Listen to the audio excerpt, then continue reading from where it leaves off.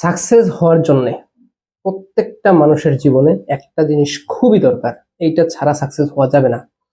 ভাই, জীবনে যদি আপনার ডিসিপ্লিন না থাকে, আপনার কোনো কাজে বরকত পাবেন না।